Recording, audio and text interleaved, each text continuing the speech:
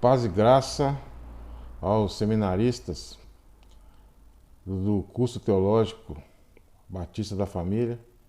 Eu sou o pastor Luiz Alberto, professor do curso, e hoje iremos terminar os evangelhos.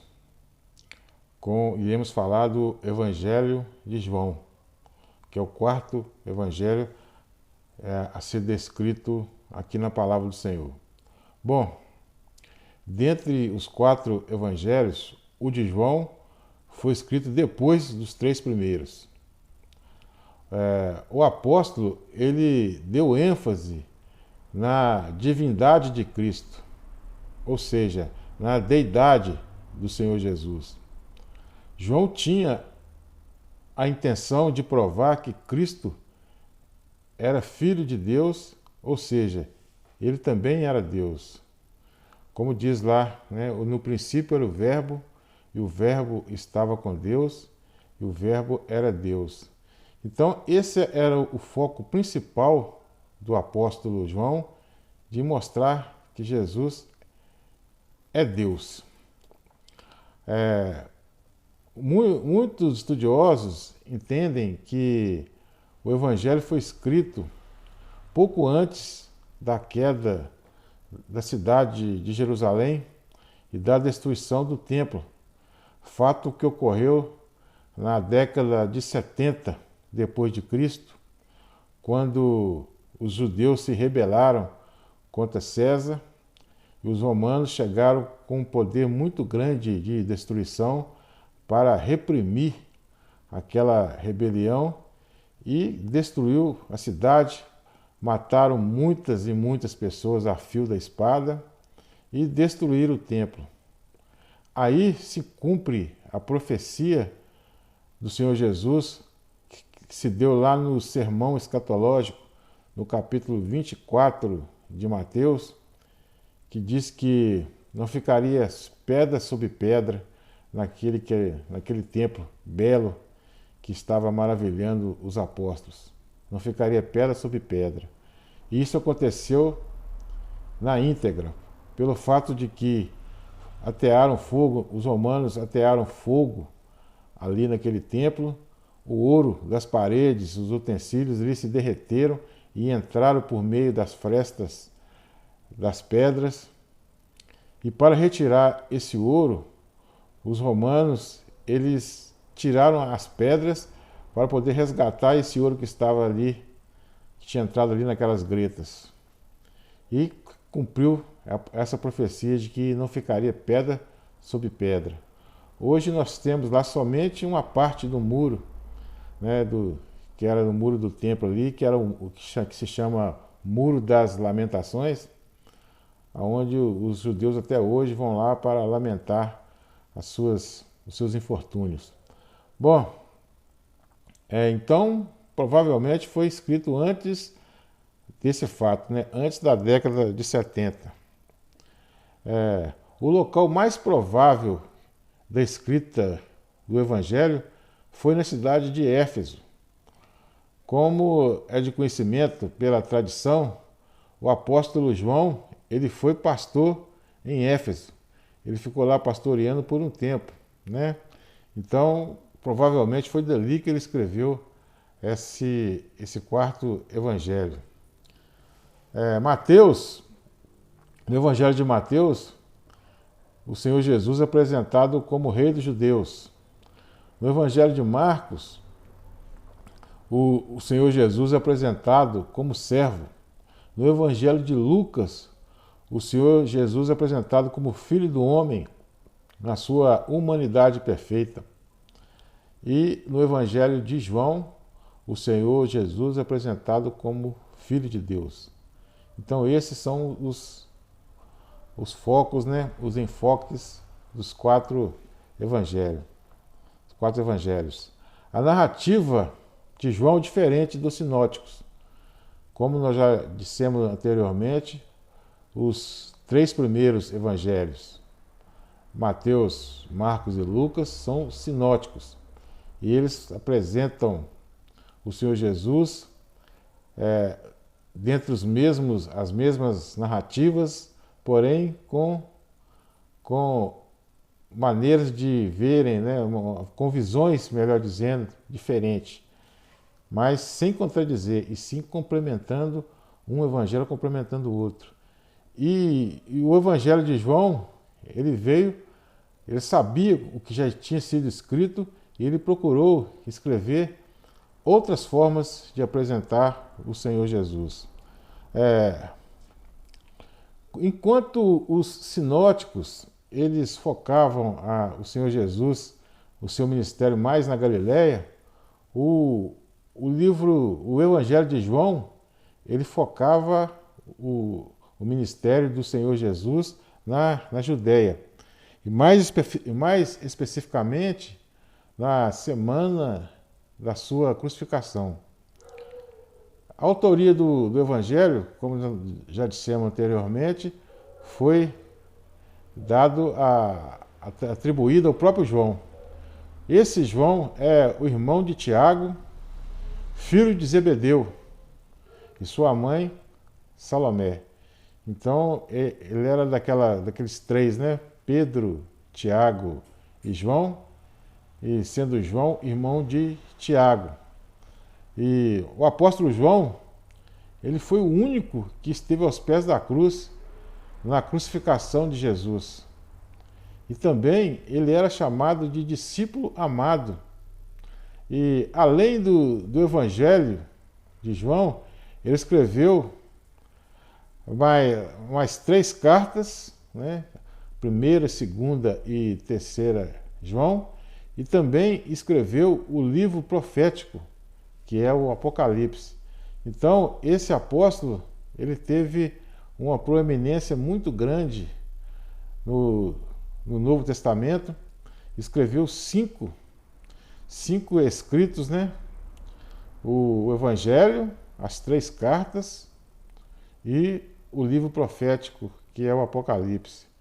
O título do livro, ou melhor, do Evangelho, é Cata e Homem, que significa segundo João. E o conteúdo do Evangelho, ele se dá inicialmente, né, falando de 7 milagres que o Senhor Jesus fez. Ele foca, né, nesses 7 milagres que o Senhor Jesus fez.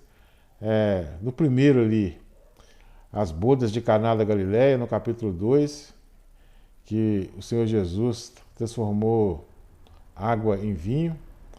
A cura do filho do oficial do rei, no capítulo 4, que o Senhor Jesus Cristo ele curou o filho do oficial do rei à distância. Ele lançou ali, né, a palavra. E também a cura do paralítico no tanque de Betesda, onde havia aquela tradição que os anjos moviam as águas do tanque e o primeiro que entrasse seria curado. As multiplicações dos pães e dos peixes, né, no capítulo 6. Jesus anda sobre o mar, um outro milagre, né, extraordinário do Senhor Jesus, né, vencendo ali a condição de andar sobre as águas, né, coisa que seria humanamente impossível, por causa da hidrodinâmica, né, que a água ela não sustenta o peso de uma pessoa, então teria que afundar. A cura do cego de nascença, outro milagre. E por último, dos 7 milagres que foram relatados aqui no Evangelho de João para provar que Jesus é Deus, foi a ressurreição de Lázaro, né? Lázaro, ele depois de 4 dias morto, foi ressuscitado ali pelo Senhor Jesus, demonstrando que o nome de Deus teria que ser honrado e glorificado. Tudo que foi feito foi para a glória do Pai. O próprio Jesus afirmou. Outra forma que foi usada por João para demonstrar a deidade, a divindade do Senhor Jesus Cristo, foi as frases que ele disse, eu sou. Primeiramente ele falou no capítulo 6, eu sou o pão da vida. Depois ele falou lá no capítulo 8, eu sou a luz do mundo. Lá no capítulo 10 ele falou, eu sou a porta. No capítulo 10 ainda ele falou, eu sou o bom pastor. No capítulo 11, eu sou a ressurreição e a vida. No capítulo 12, no capítulo 14, melhor dizendo, ele fala, eu sou o caminho, a verdade e a vida. Eu sou a videira. Então, essas são as sete palavras, né, expressões que o Senhor Jesus diz, eu sou. Lembra que lá em Êxodo, capítulo 3, quando Moisés perguntou a Deus qual é o seu nome, ele disse que eu sou que sou, eu sou grande, eu sou. É a mesma frase aqui para eu sou. Jesus ele é.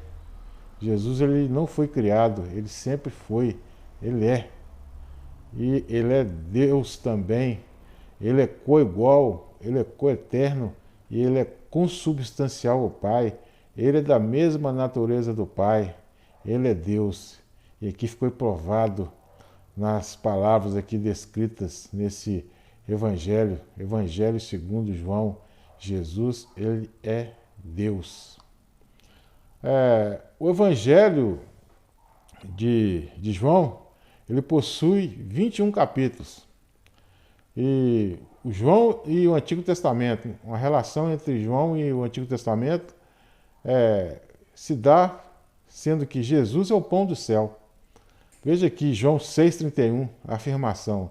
Nossos pais comeram do maná no deserto, como está escrito, deu-lhes a comer pão do céu.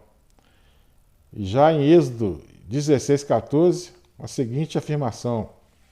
Então disse o Senhor a Moisés, eis que vos farei chover do céu pão, e o pão sairá e colherá diariamente a porção para cada dia, para que eu ponha à prova se anda na minha lei ou não. Êxodo 16, 4. Amados irmãos, maravilhosa palavra do Senhor. Deus é poderoso, Ele é soberano. E essa palavra do Senhor, essa palavra de Deus, ela é inerrante, ela é infalível, ela é inspirada. Então, meus caros seminaristas, em nome do Senhor Jesus, eu exorto a vocês, estudem essa bendita palavra, porque é a palavra de Deus que liberta, ela cura, ela nos lava de toda a impureza, nos limpa de toda a impureza, de todo o pecado. É através do conhecimento da palavra de Deus é que nós somos sarados, porque Deus ele está querendo que nós nos inteiramos cada vez mais dessa bendita palavra. O meu povo perece por não conhecer as Escrituras. Conhecereis a verdade e a verdade vos libertará. Então, não fica apenas nessas aulas, nessas videoaulas, não fica apenas na leitura da apostila ou na aula presencial. Amados irmãos, busquem, pesquisem, busquem cada vez mais aprender o conteúdo. Procure aprender a palavra de Deus como um todo, no contexto geral. Não fique apenas pegando porções da palavra, verdades, né, que nós sabemos que a palavra de Deus é verdade, e distorcendo, como muitos fazem, porque muitos não conhecem a verdadeira palavra. Nós, como estudantes, seminaristas, nós temos que ser proclamadores dessa verdade e dessa palavra. Temos que ser conhecedores a fundo, não apenas superficiais. Então, por isso que esse panorama que está sendo apresentado a vocês, é apenas a notícia de que existem esses livros, essas cartas, tanto no Antigo Testamento como no Novo Testamento, para que vocês, a partir daí, vocês pesquisem, estudem e assimilem todo o conteúdo da Palavra do Senhor. Um abraço a todos, fiquem com Deus e até a próxima videoaula, que será sobre o livro histórico do Novo Testamento, que é Atos dos Apóstolos. Fiquem com Deus.